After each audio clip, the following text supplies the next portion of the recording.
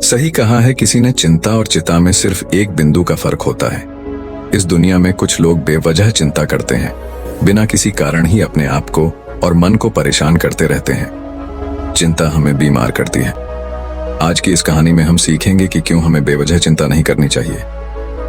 एक गांव में एक किसान था जिसे एक बहुत ही बुरी आदत लग चुकी थी, और वह आदत थी बेवजह चिंता करने की। वो हर समय किसी ना किसी चीज की चिंता करता ही रहता। वो हर समय सोचता रहता कि कहीं मेरे साथ कुछ गलत ना हो जाए, जबकि उसकी जिंदगी में अभी तक सब कुछ ठीक ही चल रहा था।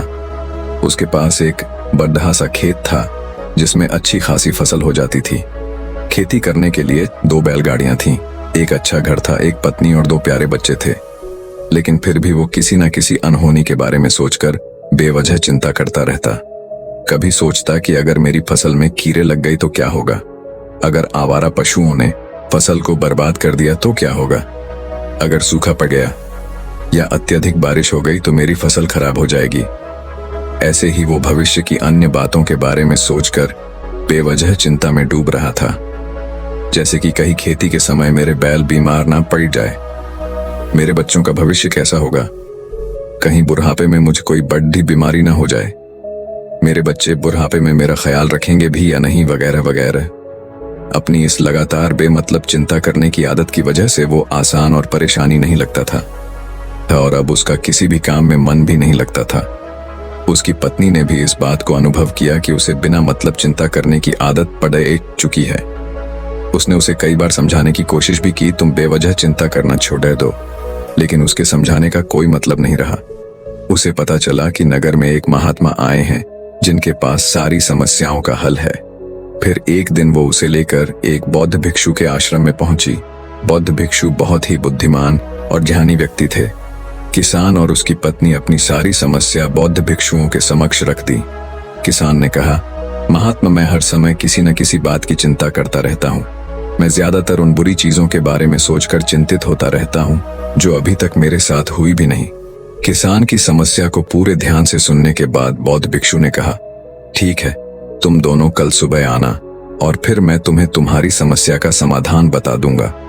अगली सुबह जब किसान और उसकी पत्नी बौद्ध भिक्षु के आश्रम में पहुंचते हैं तो देखते हैं कि बौद्ध भिक्षु बहुत ही चिंतित अवस्था में जमीन पर पालथी मारकर बैठे हुए हैं और उनके सामने एक दूध से भरा गिलास रखा हुआ है। बौद्ध भिक्षु बार बार उस दूध के गिलास की तरफ देख रहे हैं और फिर कभी अपना हाथ अपने सिर पर रखते तो कभी जमीन पर वो बहुत ही चिंतित और बेचैन दिखाई पड़े थे। ये देखकर किसान ने पूछा, महात्मा, आप इतने परेशान क्यों लग रहे हैं?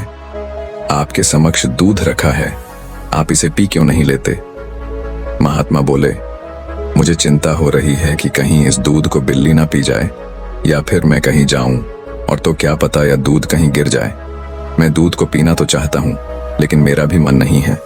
मैं तो यही सोच रहा हूं कि अगर ये दूध खराब हो गया या कोई गंदी चीज इस पे पच गया तो फिर क्या होगा? इतना सुनकर किसान जोर जोर से हंसने लगा। किसान ने हंसते हुए कहा, इसमें इतनी चिंता करने वाली कौन सी बात है? ये दूध ही तो है।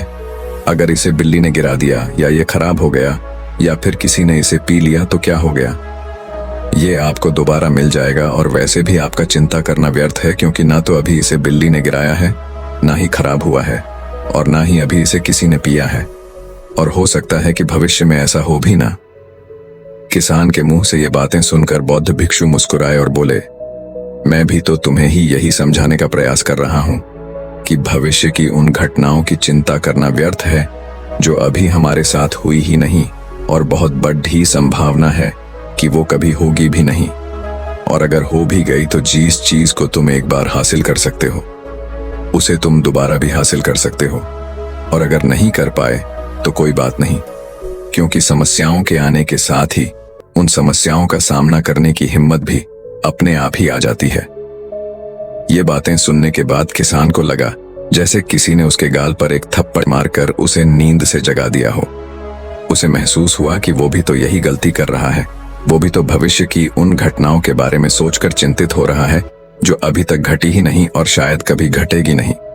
वो और फिर बौद्ध भिक्षु के चरणों में गिर पड़ा और कहने लगा, इतनी आसान में मुझे मेरी गलती का एहसास करवाने के लिए आपका बहुत बहुत धन्यवाद और मैं आज से पूरा प्रयास करूंगा।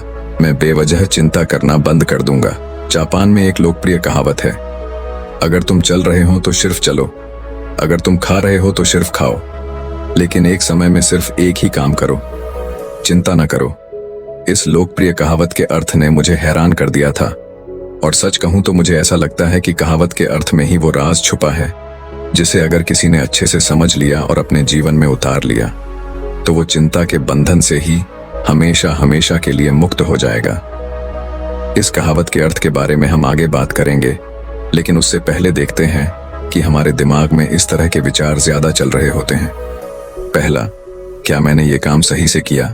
दूसरा, क्या मैं इसे और बेहतर कर सकता था? तीसरा, इसका परिणाम क्या होगा? और चौथा, लोग मेरे और मेरे काम के बारे में क्या सोच रहे होंगे?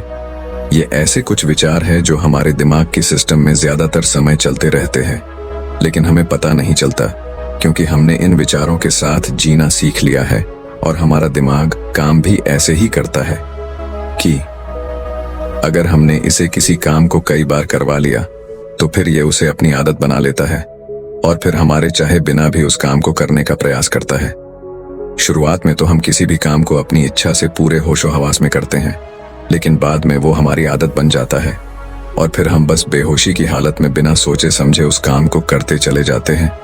जब एक बच्चा छोटा होता है तब उसे पता नहीं होता कि चिंता क्या है, लेकिन जैसे ही वो बड़ा होता है माँ बाप कहना शुरू कर देते हैं, बेटे आपको होमवर्क करना है, आपको उसकी चिंता नहीं हो रही, आपके एग्जाम आने वाले हैं, आपको उसकी चिंता करनी चाहिए।